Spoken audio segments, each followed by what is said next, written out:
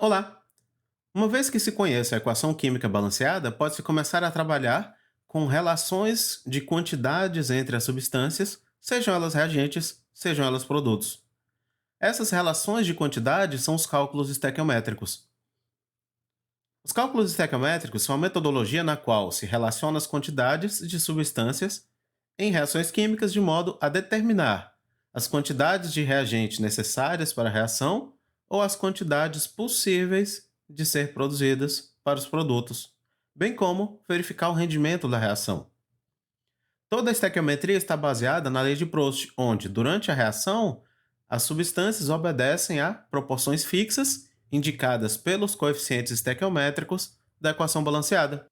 Caso a quantidade de reagente existente esteja na mesma proporção que o observado na equação balanceada, ela é chamada de proporção estequiométrica e, se essa reação acontecer completamente, ao final existirão apenas os produtos da reação.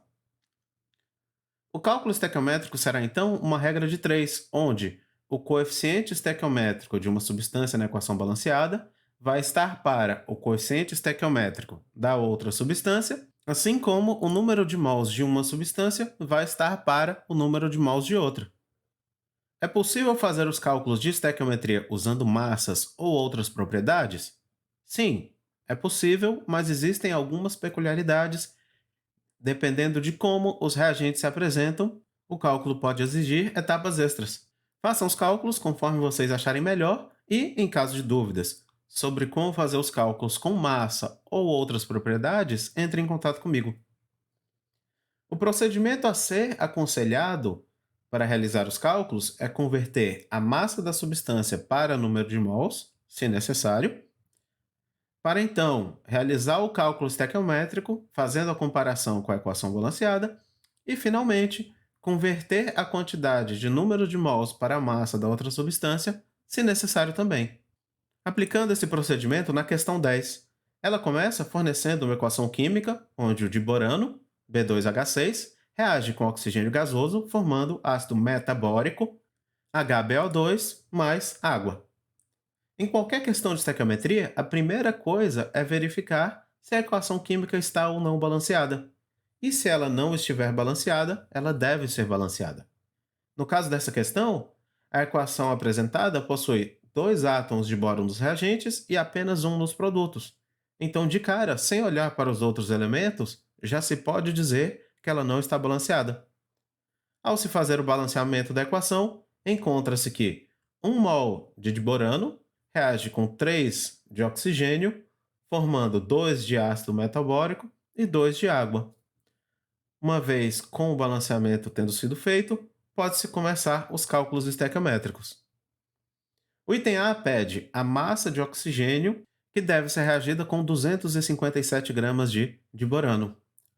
Como a informação dada foi a massa do reagente, converte-se essa massa a número de mols, dividindo 257 pelo valor da massa molar do diborano. Uma vez com o número de mols determinado, pode-se fazer a comparação com a equação balanceada. Observando os coeficientes estequiométricos de B2H6 e O2, podemos dizer que 1 mol de B2H6 está para 3 mols de O2, assim como 11,36 mols de B2H6 está para X mols de oxigênio. E encontra-se que X é igual a 34,07 mols de O2. Como que a questão pergunta é a massa de O2, deve-se converter o número de mols para massa.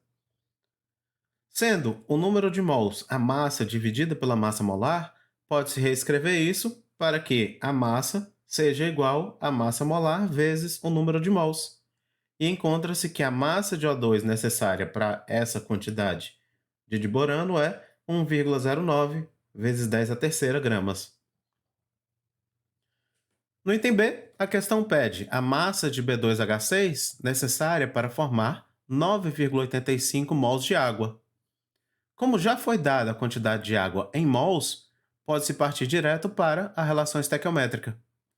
Da equação balanceada, 1 mol de B2H6 está para 2 mols de água, assim como Y mols de B2H6 estão para 9,85 mols de água.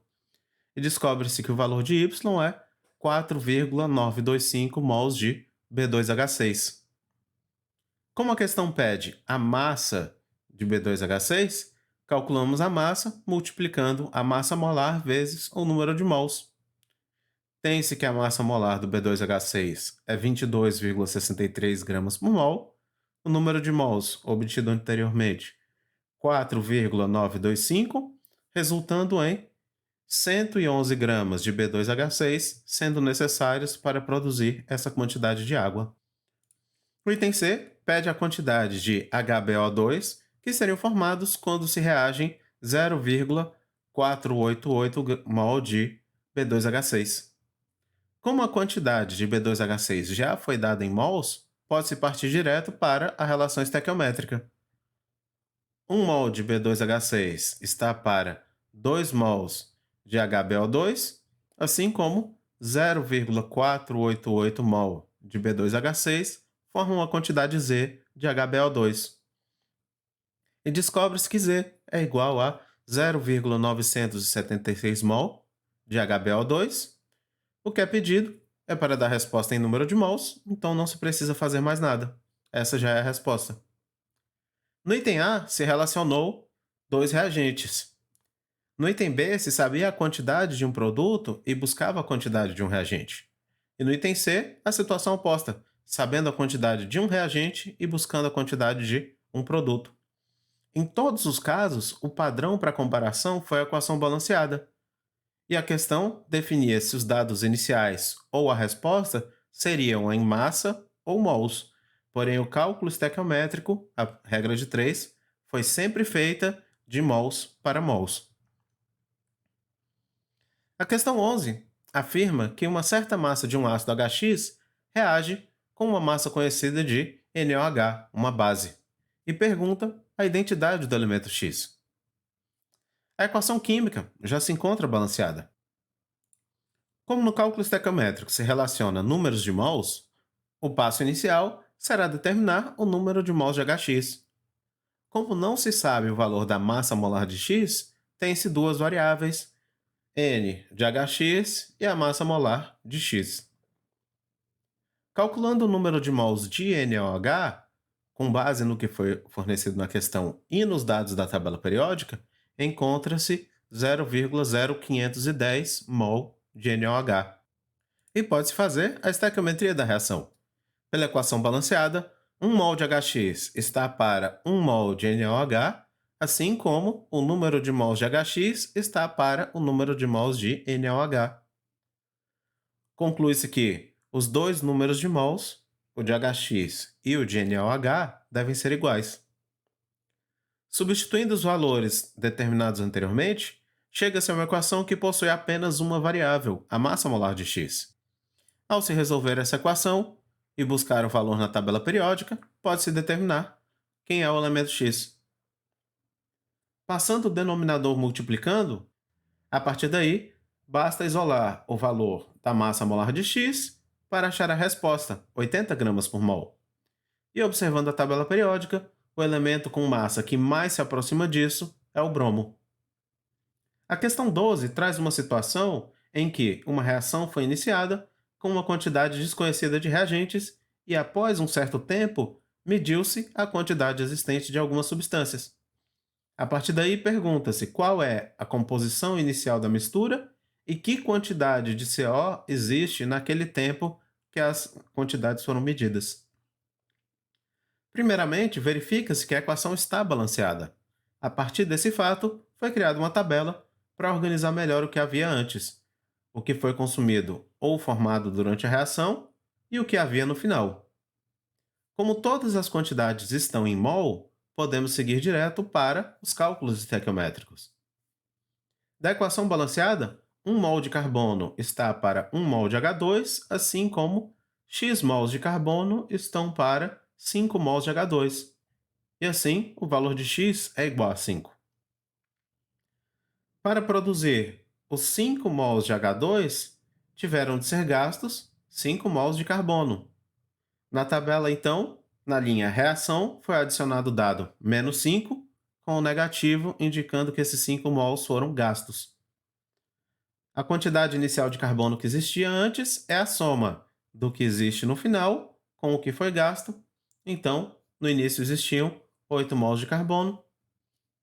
Aplicando o mesmo raciocínio para a água, o cálculo estequiométrico mostra que, para formar os 5 mols de H2, também deve-se gastar 5 mols de água. Colocando esse valor na tabela, novamente como negativo, devido a estar a água sendo gasta, conclui-se que a quantidade inicial de água era de 7 mols. E com isso, se descobriu a composição inicial da mistura. Para finalizar a questão, é necessário descobrir a quantidade de CO que existe. Essa descoberta pode ser feita fazendo a estequiometria usando a quantidade que participou da reação de cada uma das outras substâncias. No caso do carbono, 1 mol de carbono gera 1 mol de CO, assim como 5 mols de carbono vão formar uma quantidade Z, e a quantidade Z de CO existente é 5 mols.